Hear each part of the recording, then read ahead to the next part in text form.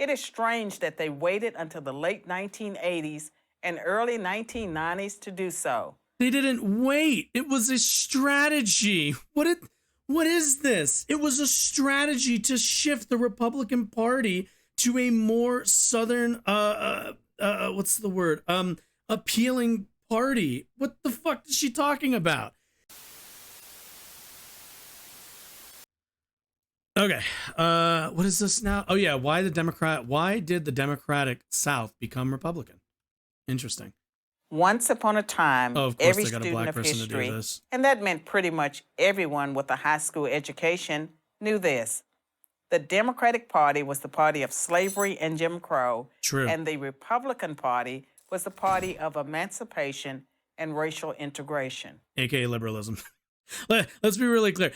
My favorite thing is when we want to do the party affiliation thing, and then it's like, yes, the Democratic Party, the conservatives at the time. And yes, the Republican Party, the liberals at the time. Yeah, we know. Democrats were the Confederacy, and Republicans were the Union. True. Jim Crow Democrats were dominant in the South, and socially tolerant Republicans were dominant in the North. This is incredibly true. But then, in the 1960s and 70s, everything supposedly flipped. Suddenly, the Republicans... Oh, no. They're just going to... Okay, so we're just going to do that. No, it never flipped. Oh, okay. Republicans became the racists, and the Democrats became the champions of civil rights. This is true. Well, mainly because they swapped. They did the whole thing where you swap party affiliation. Fabricated by left-leaning academic elites and journalists, the story went like this.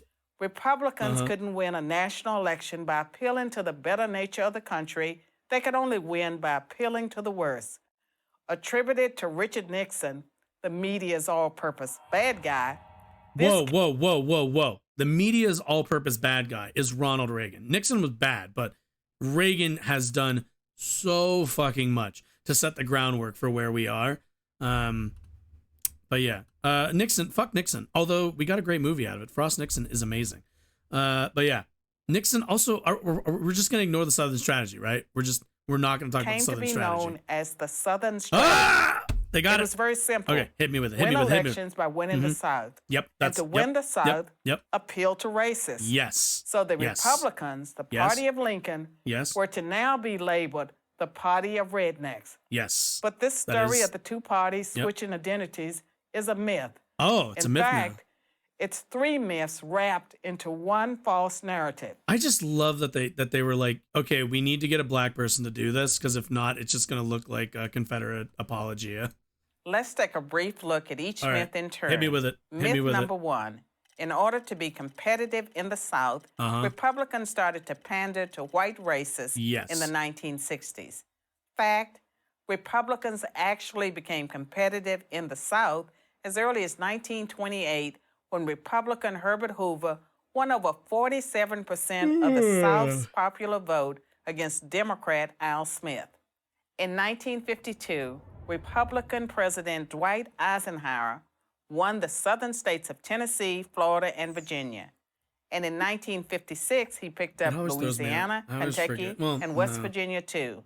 And that was after he supported the Supreme Court decision in Brown versus Board of Education that desegregated public schools, and after he sent the 101st Airborne to Little Rock Central High School to enforce integration.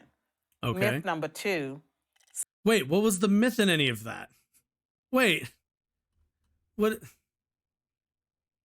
Well, okay. We'll just Southern let's keep Democrats, angry with the Civil Rights Act of 1964, switched parties. Yes. Fact. Of the 21 Democratic So wait. So is this just let's throw out a bunch of Google facts, even though tying them all together would... Okay. We're just... Okay. Who opposed the Civil Rights Act. I understand what we're doing. Okay. Just one became a Republican. The other 20 continued to be elected as Democrats or were replaced by other Democrats. On average, those 20 seats didn't go Republican for another 2.5 decades. Myth number three. So the 1980s? Since the implementation of the Southern strategy, the Republicans have dominated the South.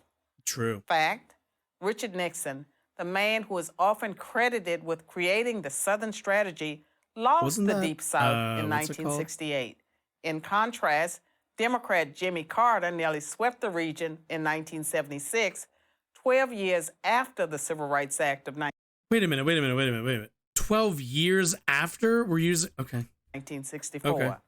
And in 1992, over 28 years later, 92. Democrat Bill Clinton won Georgia, Louisiana, Arkansas, Tennessee, Kentucky, and West Virginia. Wait, so a guy from, isn't he from Arkansas?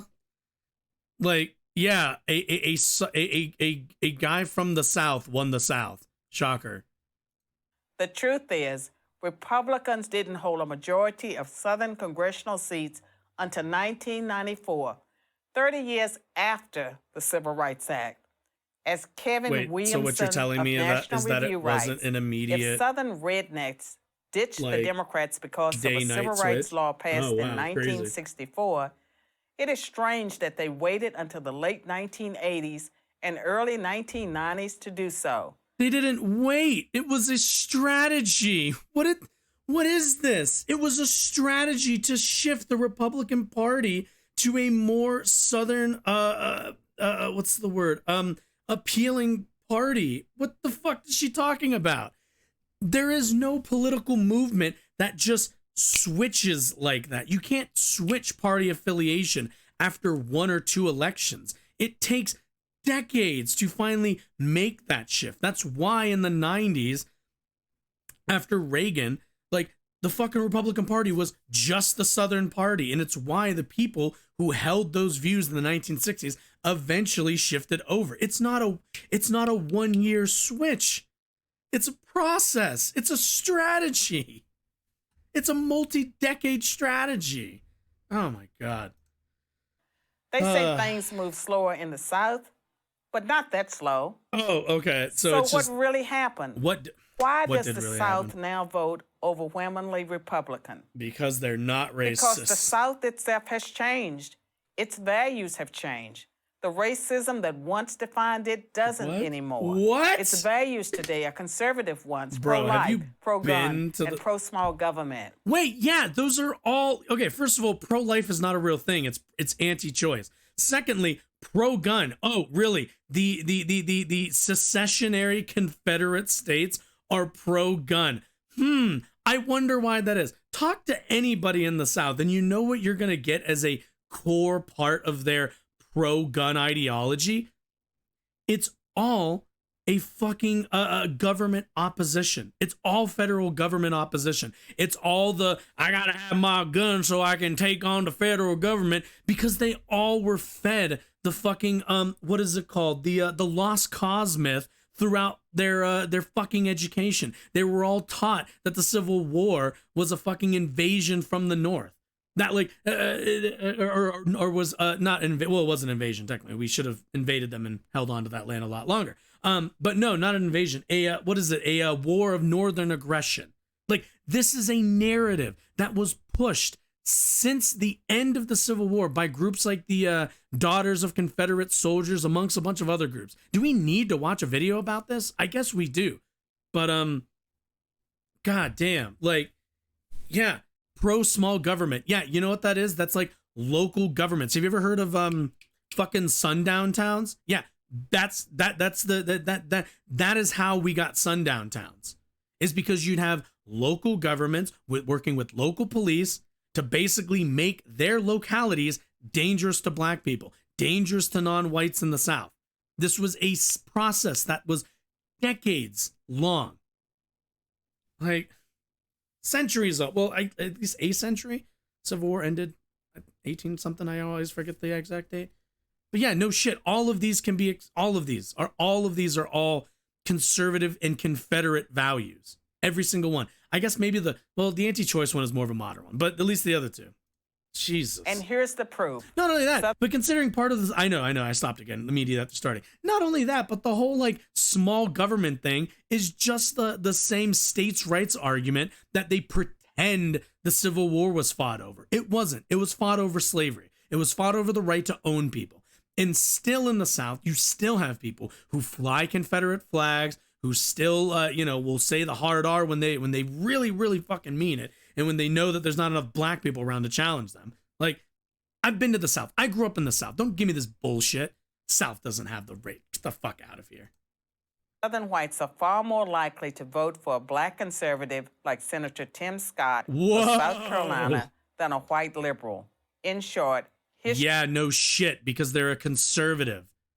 Yeah, no duh. If you can have a black person promoting your politics of racial animus, then yeah, you're gonna use them as you're gonna vote for them and use them as a shield to shield yourself from claims of racism. We see this all the time. It's why you're on this, ma'am. This is why you're on here, so that when people come on and go, yeah, this is all just Confederate, like, you know, apologia. That's all this is. This is just racist apologia. You know, naturally, you know, this person in chat or some commenter will go, oh, well, if they're so racist, why'd they get a black person to do the video? Because they're a tool. Because it's convenient to have somebody black fucking post your all's L's. No shit. Makes it a lot easier to make the arguments when it's a blackface saying it. You can shield yourself from that. That's why black conservatives are always like these token heralded things. You know, every time Candace Owens goes on, they treat her like the authority on blackness. Fucking ridiculous. History has moved on. Like other regions of the country, the South votes values, not skin color. The myth of the Southern strategy is just the Democrats' excuse for losing the South. And yet another way to smear Republicans with the label racist. Actually, she probably didn't get paid. Don't buy it. I'm Carol Swain, professor of political science and law at Vanderbilt University for Prager University. For Prager University. Ah, yes. Let's see, what's your objection? Ah, yes, yeah. Stop denying her lived experience. Nope, you can't see, look at the id poll. You can't challenge her because she's black. If she says they're not racist, they're not racist. Yeah, exactly. You know, it's always the what's the word? It's always you know, id poll is always bullshit until conservatives get to use it, and then it's like, oh, what? You can't? What? A black person said it. South isn't racist. Like, dude, step in the South for like 2 seconds. Jesus. You know the thing? You know the thing that they tell, you know, like at the end of all YouTube videos where they tell you to like click on one of these like things to watch more videos. Yeah, I've been meaning to film one of those. So that's what I was doing.